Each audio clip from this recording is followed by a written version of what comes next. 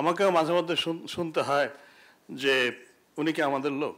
অসীম সুপারিনটেন্ডেন্সের ক্ষমতা দেয়া হয়েছে সরকারকে পুলিশের উপরে, এই জায়গাটাতে বোধহয় উই হ্যাভ টু কার্টেল ইট। আমার গত নভেম্বর থেকে আইজিপি হিসেবে দায়িত্ব পালনের সময়টা মোটেও সুখকর নয়। আমাকে প্রবল প্রতিকূলতার মধ্যেই শুরু করতে হয়েছে এবং আমাকেও মাঝে মধ্যে শুনতে হয় যে উনি কি আমাদের লোক। এইটা ধারাবাহিকভাবে এটা চলে এসছে। একটা জায়গায় একটু আমি আজকে মনে হচ্ছে যে এই হতাশার থেকে আমরা বেরোতে পারছি না। আমরা বলছি যে এর মধ্যেই করে ফেলতে হবে, রাজনৈতিক সরকার আসলে আর হবে না। এটা যদি হয় তাহলে আমাদের ভাগ্যে কি আছে? রাজনৈতিক সরকারই তো থাকবে চিরকাল এবং ওনারাই তো আমাদের গার্জিয়ান, ওনারাই তো দেশ পরিচালনা করেন। তাদের উপরে কেন আমরা আস্থা রাখতে পারবো না? কেন আমাদের বলতে হচ্ছে এর মধ্যে করে ফেলতে হবে? এই জায়গাটায় আমি খুবই হতাশ। আমরা ওইটুকু করে দিয়ে যাবো, বাকি 5 বছর ওনারা এইটা টেনে নিয়ে যাবেন, তারপরে আবার 3 মাসের জন্য আমরা করবো। তাহলে কি আর উই সুপিরিয়র টু দ্যাম? এটা তো হওয়ার কথা না। ওনারাই তো চালাবেন দেশ, ওনারাই তো আমাদের অভিভাবক আমি মনে করি। সেই জায়গাটায় কেন আমি যেতে পারছি না? এবং সেই ভয় থেকে আমরা বলি যে আমাকে রাজনীতির প্রভাবমুক্ত, কার্যনির্বাহী বিভাগের প্রভাবমুক্ত করে একটা ইন্ডিপেন্ডেন্ট বডির আন্ডারে আমাকে নিয়ে যান। ওই ভয় থেকেই যে ওই আস্থাটা কেন আমি পাচ্ছি না যে ওনারাই করবেন, ওনারা দেশ চালাবেন, কিন্তু ওনারা কোনো প্রভাব বিস্তার করবেন না। সেই জায়গাটায় কবে যাব আমি?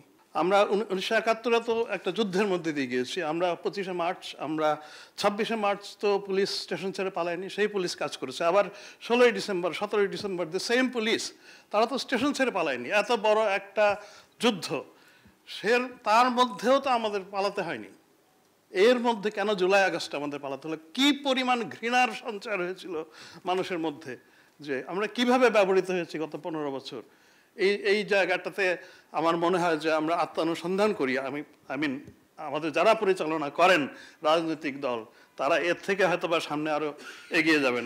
আমি স্বাধীন police commission, independent police commission, জাতীয় পুলিশ কমিশন যে নামেই করুন না কেন, আমার মনে হয় যে এইটুকু ইন্ডিপেন্ডেন্স, ফাংশনাল ইন্ডিপেন্ডেন্সটা আমাকে দেন। আমি আগেও বলেছি যে আমাকে মামলা তদন্তের ক্ষেত্রে, গ্রেফতারের ক্ষেত্রে এই জায়গায় যেন আমার কাছে কোনো নির্দেশনা না আসে। I will go by the book, বইতে সব কিছু লেখা আছে, আমাকে ওই অনুযায়ী কাজ করতে দেন। রুল অফ ল পুলিশিং, যেটা ডেমোক্রেটিক পুলিশিং প্রিন্সিপাল অনুসরণ করে। আর নুরুল হুদা স্যার প্রায়ই বলেন, আমি এটা প্রায়ই মনে রাখি, যে পুলিশ আইন 1861 সনের ওই যে 3 ধারাতে যে অসীম সুপারিনটেন্ডেন্সের ক্ষমতা দেয়া হয়েছে সরকারকে পুলিশের উপরে, এই জায়গাটায় তো বোধহয় উই হ্যাভ টু কার্টেল ইট। নতুন পুলিশ আইনও হোক। সুখের কথা হচ্ছে বর্তমান এই অন্তর্বর্তীকালীন সরকার তারা এই উদ্যোগটা নিয়েছেন। আমার প্রত্যাশা থাকবে যে মাননীয় আইন উপদেষ্টা এখানে আছেন, উনি স্পিয়ারহেডিং করছেন পুরো ব্যাপারটা। আমি খুবই আশান্বিত। এই জায়গায় অন্তত আমাদের ফাংশনাল ইন্ডিপেন্ডেন্সটা যেন প্রতিষ্ঠিত হয়। আমরা গাইডেন্সের মধ্যে দিয়ে আমরা একটা জনকল্যাণকর এবং